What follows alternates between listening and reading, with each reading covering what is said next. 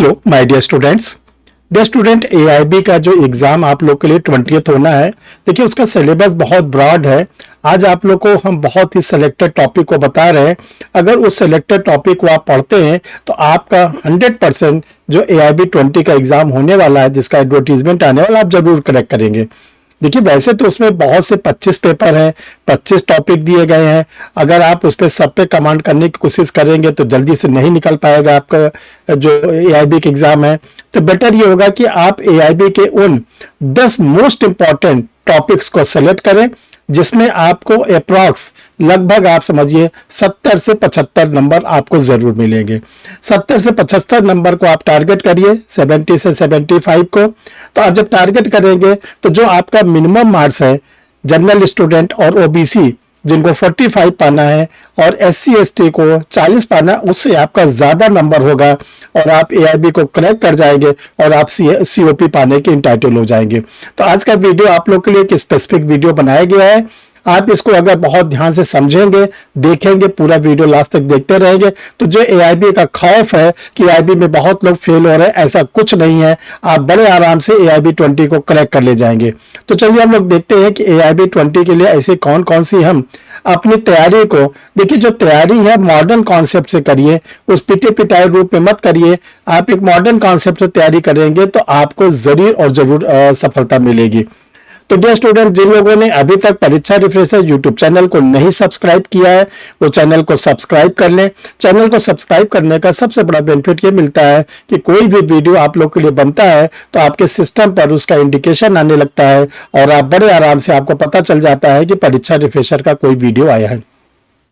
Dear student, AIB जो का syllabus है ऑल इंडिया बार का, वो काफी ब्रॉड है। तो आप लोगों के लिए हमने 10 मोस्ट इंपॉर्टेंट टॉपिक को सिलेक्ट किया है, 10 मोस्ट इंपॉर्टेंट टॉपिक को सिलेक्ट किया है, जिसमें आपको 70 से 75 यानी रेंज है कि आप इसमें इतना नंबर जरूर और जरूर पा जाएंगे। कैसे पाएंगे, किस तैयारी से पाएंगे, किस तरह पढ़ेंगे, सारा इस वीडियो में आप लोग को बताया जाएगा।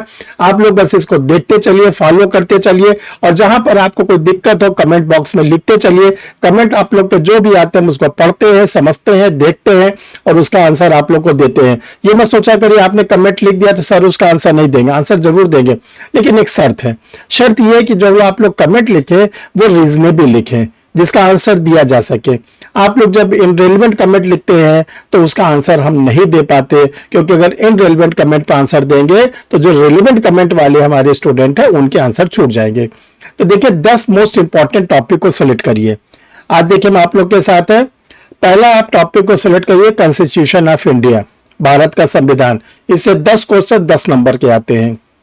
दूसरा है आईपीसी और बीएनएस, यानी ओल्ड आईपीसी जो अब बीएनएस के रूप में कन्वर्ट हो गई, इससे 8 क्वेश्चंस आते हैं। सीआरपीसी वर्सेस बीएनडब्ल्यूएस, जो सीआरपीसी थी अब बीएनडब्ल्यूएस से बदल गई, इससे 10 क्वेश्चन आते हैं। फिर इसका CPC, the civil procedure code, इससे भी ध्यान रखिएगा 10 क्वेश्चन आपके 10 नंबर के आएंगे। 5th नंबर पर इंडियन एविडेंस एक्ट, जिसको हम लोग बीएसए कहते हैं, भारतीय साक्ष्य अधिनियम, इससे भी 8 क्वेश्चन आप लोग के लिए आते हैं। फैमिली लॉ, जिसमें हिंदू लॉ मोहम्मदन लॉ से 8 क्वेश्चन आते हैं, 8 नंबर के। लॉ ऑफ टार्ट्स 5 नंबर के ये आते हैं और 5 क्वेश्चन आएंगे, 5 नंबर के आएंगे। 8वें नंबर पर है contract act, SRA negotiable instrument है, इसमें 8 नंबर के 8 क्वेश्चन आते हैं। फिर 9th नंबर पर है पब्लिक इंटरेस्ट लिटिगेशन, पीआईएल, जनहितवाद, इससे 4 क्वेश्चन 4 नंबर के आते हैं। 10th नंबर पर एडमिनिस्ट्रेटिव लॉ, जैसे 3 क्वेश्चन 3 नंबर के आते हैं। देखिए जो हमने आप लोग के लिए 10 टॉपिक सिलेक्ट किया है, इसे इसके कई फायदे हैं। पहला तो ये कि 10 टॉपिक से आपको 70 से 75 क्वेश्चन मिलेंगे और आप जरूर और जरूर क्रैक कर जाएंगे एआईबी। अभी आपको हम ये भी बताएंगे इन टॉपिक में किन किन चीजों को पढ़ना है ताकि आपको बड़ी आसानी हो सके। देखो दूसरी बात ये कि जो हमने 10 टॉपिक आप लोग के लिए सिलेक्ट किए हैं, अगर इस 10 टॉपिक को आप स्टडी करते हैं, आगे आपको अगर जुडिशरी देना है, जुडिशियल सर्विसेज में जाना है, एपीओ जाना है, तो आपका ये काफी हद तक ये कोर्स आपका यहीं पर कंप्लीट हो जाएगा। तो देखिए डियर स्टूडेंट, ये जो 10 टॉपिक हमने सिलेक्ट किए हैं, जिसमें आपको 70 से 75 नंबर क्या रेंज है, इतने नंबर तक के आपके क्वेश्चन सही होंगे।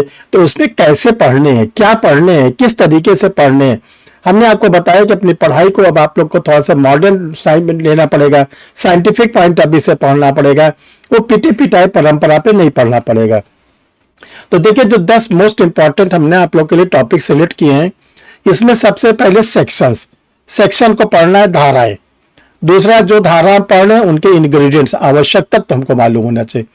जिस धारा को हम लोग पढ़ रहे हैं उसके हमको इलस्ट्रेशन, दृष्टांत मालूम होना चाहिए।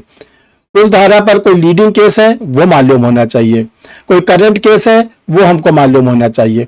तो देखिए इसको कैसे पढ़ेंगे, जैसे फॉर एग्जांपल है, हम एक सेक्शन को सेलेक्ट कर रहे हैं 303 BNS, भारतीय नागरिक सुरक्षा। भारतीय नागरिक सुरक्षा से जो हम लोग ले भारतीय न्याय संहिता से ले रहे हैं, ये पहले IPC में थी 378 चोरी। अब हम लोग चोरी की परिभाषा पढ़ रहे हैं। अब आता है कि जो चोरी की परिभाषा किस धारा में है, तो अगर ये BNS से पूछा जाता है, भारतीय न्याय संहिता में 303 बताएंगे। अगर इसको हम IPC में पूछेंगे 378 बताएंगे। ये सेक्शन कंप्लीट हो गया। अब आता है इंग्रेडिएंट्स। देखो चोरी के 5 आवश्यक तत्व हैं। पहला क्या है, मूवेबल प्रॉपर्टी हो, चल संपत्ति हो, किसी के पोजीशन में हो, कब्जे में हो। नंबर 2। नंबर 3 विदाउट कंसेंट, बिना सहमत के। 4th नंबर पर डिसऑनेस्टली, बेईमानी पूर्वक। अब 5वां है हटाया गया हो, यानी चल संपत्ति हो, किसी के कब्जे से बिना उसकी कंसेंट के क्या किया जाए, बेईमानी पूर्ण आशय से हटाया जाए। 5 आवश्यक तत्व हो गए। इसी प्रकार अगर हम कोई सेक्शन पढ़ लें, उसका इलस्ट्रेशन है। देखिए एक हम लोग IPC में 403 पढ़ते थे, उसका इलस्ट्रेशन आप लोग के एग्जाम में बराबर आता रहता है और वो आंसर हमारे गलत होते रहते हैं। कैसे उसको हम समझें, कैसे उसको सही करें। जैसे उसमें एक इलस्ट्रेशन दिया गया है, ए नामक एक पर्सन को पब्लिक प्लेस पर, लोक मार्ग पर एक सिक्का पड़ा हुआ मिलता है, या उस व्यक्ति को 50 रुपए की नोट सड़क पर मिलती है और वो उस नोट को उठा लेता है, तो उसने कौन सा ऑफेंस किया। तो बहुत से लोग उसको कहते हैं क्रिमिनल मिसएप्रोप्रिएशन ऑफ प्रॉपर्टी, यानी संपत्ति का आपराधिक दुर्विनियोग। कुछ स्टूडेंट उसको टिक लगा देते हैं चोरी। कुछ स्टूडेंट पब्लिक प्लेस में है तो उसको लगा देते हैं कि उसने जो है रॉबरी किया। और आंसर ये भी दिया रहता है, कभी डी ऑप्शन के रूप में दिया रहता है नो ऑफेंस। तो ये ध्यान रखिएगा, पब्लिक प्लेस पर, लोक मार्ग पर अगर कोई पैसा पड़ा हुआ है उसको उठा लेना कोई ऑफेंस नहीं है। ऑफेंस तो तब स्टार्ट होता है जब उसको उठाकर हम कन्वर्जन कर लेते हैं, अपने लिए यूज कर लेते हैं, अपने लिए उपयोग करने लगते हैं, तब ऑफेंस स्टार्ट होता है। Dishonesty of the criminal misappropriation, संपत्ति का आपराधिक दुर्विनियोग। तो ये क्वेश्चन आपको आना चाहिए। तो ऐसे आपको क्या करना है, क्वेश्चन को सॉल्व करना है। फिर आपको लीडिंग केसेस पर जरूर पकड़ बनानी है। देखो लीडिंग केसेस में क्या होता है, जैसे एक केस हम आपको सॉल्व करा रहे हैं। क्रिमिनल लॉ का IPC या BNS का बहुत इंपॉर्टेंट क्वेश्चन है, Barendra Kumar Ghosh versus king emperor. Barendra Kumar Ghosh versus king emperor. अब आपसे पूछा जाता है ये केस जो है वो किस सेक्शन की है, तो IPC की 34, BNS की सेक्शन 3 का सब क्लास 5। अब इस केस में किस ईयर का है, 1925 1925 का है। किस कोर्ट का है, प्रिवी काउंसिल का है। इसके जज कौन थे, लॉर्ड समनर थे। तो अगर आप ऐसे इस केस को पढ़े रहेंगे, लीडिंग केसेस को, एक एग्जाम्पल सॉल्व करा रहे हैं, तो आपका जरूर और जरूर निकल जाएगा। अब आइए करंट केसेस में। देखिए AIB के एग्जाम में करंट केसेस भी बहुत आते हैं। जैसे आपसे पूछा गया Joseph signed versus union of India. Joseph signed union of India किस ईयर का है, तो 2019 का केस है। किस कोर्ट का है, सुप्रीम कोर्ट का केस है। इस केस में क्या कहा गया, इस केस में कहा गया कि जो एडल्ट्री होती है, जार कर्म होती है, वो अनकॉन्स्टिट्यूशनल है। अब वो क्या होगा, असंवैधानिक, क्योंकि वो कॉन्स्टिट्यूशन के आर्टिकल 14, 15, 19, 21 को वायलेट करता था। तो डियर स्टूडेंट, आप लोग को AIB के एग्जाम के लिए सेक्शन पे पकड़ बनानी है, धारा पे पकड़ बनानी है, इंग्रेडिएंट्स आवश्यक तत्व पर पकड़ बनानी है, इलस्ट्रेशन दृष्टांत पर पकड़ बनानी है, लीडिंग केसेस पर पकड़ बनानी है, करंट केसेस पर पकड़ बनानी है।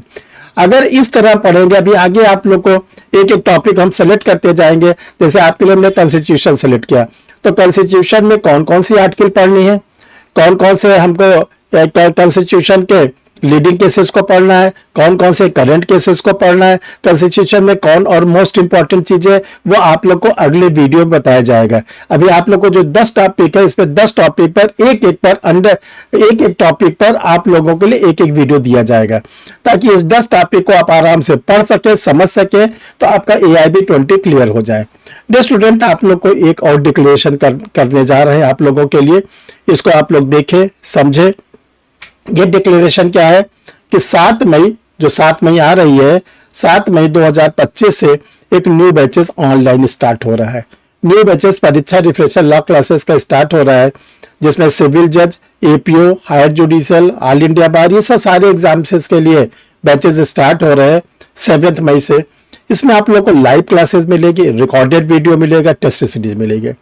देखिए, जो लोग जुडिशरी की तैयारी कर रहे हैं उनका जो ये बैच होगा वो ड्यूरेशन होगा 3 इयर्स का, 36 महीने का, 1-2 साल का नहीं। अभी तक आप लोग को जो दिया जा रहा था 1.5 साल का दिया जा रहा था, 18 महीने का। अब आप लोग को जो ड्यूरेशन दिया जा रहा है डबल, 36 महीने का, ताकि अगर जुडिशियल के एग्जामिनेशंस में कोई एक्सपीरियंस मांगा जाए तो आपके लिए दिक्कत ना हो, आप अपना क्लास भी करते रहिए, एक्सपीरियंस भी लेते रहिए, और साथ साथ जब आप इंटाइटल हो जाइए तो अपने जुडिशरी के एग्जाम दीजिए और जुडिशरी को क्रैक करिए।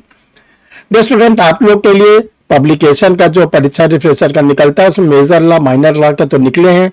UP-APO के लिए पुलिस रेगुलेशन की भी आपको स्टडी मटेरियल तैयार कर दी गई है। और सबसे बड़ी बात है, जो जनरल स्टडीज है उसमें 6 वॉल्यूम में मेगा नोट्स तैयार किया गया है। History, geography, economics, science, tech, polity, सारी चीज आप लोग के तैयार किए गए हैं। आप 6 वॉल्यूम इसको मंगा के पढ़ सकते हैं। डियर स्टूडेंट, जिन लोगों ने AIB 20 को अभी तक AIB को नहीं क्लियर किया है, उनके लिए AIB 20 के लिए गाइड पब्लिश कर दी गई, डिग्लॉट एडिशन में है, हिंदी इंग्लिश दोनों में है। ढेर सारे इसमें MCQ दिए गए हैं, करंट केसेस दिए गए हैं, लीडिंग केसेस दिए गए हैं। आप इसको मंगा के AIB की गाइड को पढ़ना शुरू कर दीजिए, तो आपको क्या होगा, AIB क्रैक करने में बहुत आसानी होगी। डियर स्टूडेंट, जो लोग ऑनलाइन क्लास लेना चाहते हैं जुडिशरी का, APO का, ये 2 व्हाट्सएप नंबर शो कर रहा है। इसमें से किसी भी नंबर पर आप अपना क्या करेंगे, कोई आइडेंटिफिकेशन भेज देंगे और बता देंगे, आधार कार्ड भेज देंगे कि मुझे क्लास लेनी है। बाकी फॉर्मेलिटीज आप लोग को ये आने के बाद, व्हाट्सएप पर डिटेल आने के बाद आप लोग को बता दी जाएगी। तो डियर स्टूडेंट, आप लोग रेडी हो जाइए, और अगला वीडियो आप लोग के साथ किसी अच्छे टॉपिक पर फिर दिया जाएगा। और पूरी उम्मीद होगी कि अगला वीडियो आप लोग को कॉन्स्टिट्यूशन ऑफ इंडिया पर मिलेगा, जो आप लोग के लिए AIB का कोर्स है। फिर हम लोग मिलते हैं, तब तक के लिए थैंक यू डियर।